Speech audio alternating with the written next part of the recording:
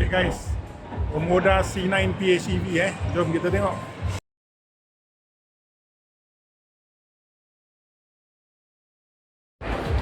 Ini dia Omoda C9 PHEV. Okey, sudah sampai akhirnya. Sekian lama menunggu dalam warna grey yang biasa So kalau korang nak Omoda yang biasa, dia dalam warna baru. Ini warna baru, matte black. Okey, pergi tengok video uncle. Kita tengok apa yang ada untuk Omoda C9 PHEV satu barang lah. Mana harga dia? Mana harga dia? Okey, Omoda C9. Apa yang dia ada? Okey, memang budak-budak semua tak kerja lah, tak kerja. Kita tengok lah. Ini spek all-wheel drive dengan two-wheel drive. Letak dalam kereta Omoda C9 PHEV. Memang mangkuk. Okey, tak apa. Kita tahu bahawa kereta ni ada hampir 600 Newton meter, 600 PS dan hampir 900 lebih Newton meter torque So budak-budak tak kerja macam ni lah. Harga dia 208 Omoda C9 PHEV 208,800. Apakah beza dia? Dekat depan tak nampak perbezaan yang ketara daripada spek yang biasa. Apakah beza dia di bahagian tepi? Tak ada perbezaan yang ketara So sebenarnya kereta nampak sama sahaja. Angka kena belakang sikit, kamera tak cukup besar. So ini C9 PHEV. Perbezaan je lah aku dapat dari sistem PHEV dia lah. Okay, kau dapat sistem PHEV dia. Oleh kerana si mangkuk tak letakkan dia punya dia punya spek semua. Hanya satu barang yang anda boleh tahu daripada Omoda C9 PHEV, bahawa ada badging PHEV di belakang. Kalau tengok di rupa belakang, biasa je. Okey, mungkin dia punya plate belakang berwarna grey. Kita boleh nampak C9 dalam warna biru. Kalau tidak, sebenarnya memang tak banyak beza. Kita tak dapat bezakan Okey, nanti Angka akan letakkan dia punya spek di dalam teks lah. Okey, dia punya boot kecil sedikit dan barang-barang dia di dalam. Boleh nampak kabel. Tonneau cover sama sahaja. Seperti yang ada. Ada power boot. Kita tengok ruangan dalaman. Bahagian atas sama saja. Roof rail berwarna ini. So kita masuk ke dalam. Okey, di bahagian tepi pun sama sama. Memory seat 1 2 3. Butang-butang, door handle, Omoda punya side skirt dan pemandangan kokpit anda. Ini dia pemandangan kokpit anda. So tak banyak perbezaan yang ketara kecuali dalaman enjin lah. Okey. So di sini bahagian ini anda boleh tengok dia ada EV dan HEV mode. Itu yang paling ketara sebab anda sekarang boleh memandu di dalam mode EV dan juga dalam mode PHEV, EV dan juga HEV lah. So dalaman sama juga. So dari segi desain kereta tak ada bezaan daripada spek PHEV ataupun spek two wheel ataupun four wheel drive. Tengok dalaman belakang.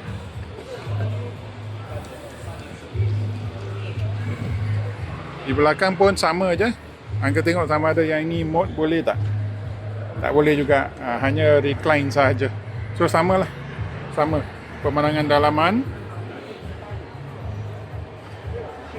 Dia punya panoramic sunroof dan moonroof. Dia punya aircon. Aduh. Ini dia punya aircon. So tak banyak perbezaan kecuali dari segi engine dan drivetrain So Angka kena balik baca dia punya brochure. Dah lama dah. Mana boleh ingat. Dah lama So itu je. So perbezaan harga Omoda C9 PHEV 208,800. Kalau kita ambil Omoda C9 4 wheel 188. So tambahan 40 bukan 40,000 40,000 anda dapat sistem PHEV. Adakah 40,000 ini, persoalan dia ialah adakah 40,000 ini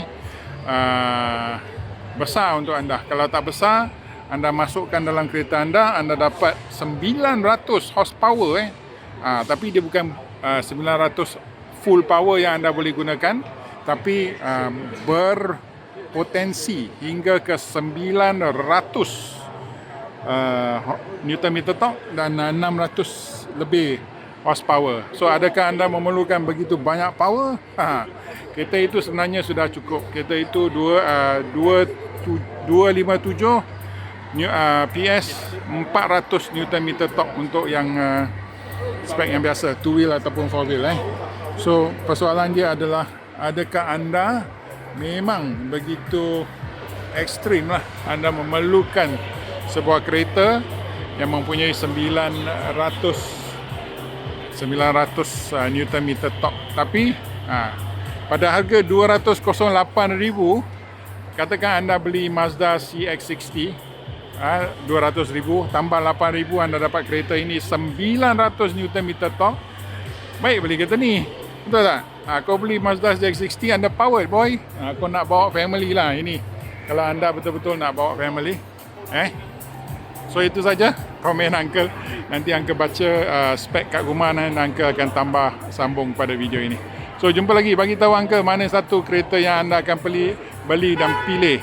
Dan tambahan, sekarang ada satu lagi kereta baru, iaitu Jetour T2 yang hampir-hampir dapat pada harga lebih murah daripada yang 2 wheel drive C9 2 wheel drive 168, Jetour T2 156,800, lebih besar. Hampir-hampir sama power dengan yang itu. So adakah anda akan beli Jetour T2 ataupun Omoda C9 ataupun C9 PHEV? Bagi tahu Uncle di dalam bahagian komen. Okay guys, Uncle cuba terangkan sedikit berkenaan Omoda C9 PHEV punya sistem. So tengok pada kelajuan rendah, low speed, kereta akan menggunakan gear pertama dan dual electric motor. Kereta ini ada dua electric motor so dia seolah-olah kereta all wheel drive lah. So dari kelajuan rendah sampai 30 km, so dia akan menggunakan first gear dan menggunakan dual electric motor untuk memberi tenaga lah. And then bila dia sedang naik bukit, dia akan menggunakan, itu ialah first gear dalam keadaan yang low lah, dan dalam keadaan biasa naik bukit sekali. And then kalau dah sampai ke tahap yang lebih sudah bergerak, dia akan menggunakan engine second gear dalam engine dan menggunakan dua electric motor dia untuk memberi tambahan kuasa for additional power and to deliver strong and responsive performance. And then bila jalan rata, dia gunakan third gear lah. Okay, so ini rupa dia engine C9 PHEV menggunakan sistem super hybrid, Jeko super hybrid. So engine dia, apa yang berlaku ialah di bawah ada satu tambahan bateri, and then anda punya tangki minyak di belakang. So ini rupa kereta dia. Okay, rupa kereta dia. So ini ialah kereta PHEV yang mempunyai dual motor. Motor pertama di depan, okay, motor kedua di belakang. So boleh nampak, so dia memberikan prestasi seolah-olah seperti kereta all wheel drive lah, sebab depan ada motor, tayar depan ada motor, tayar belakang pun ada motor. Faham tak? So C9 PHEV, sebab itu dia oleh kerana tambahan dua motor dengan bateri yang agak besar lah, nampak agak besar, sebab itu dia boleh memberi 900 gabungan kuasa engine dan bateri, 900 Newton meter, 600 PS. Memang gila lah, memang gila. Okay, so itu saja.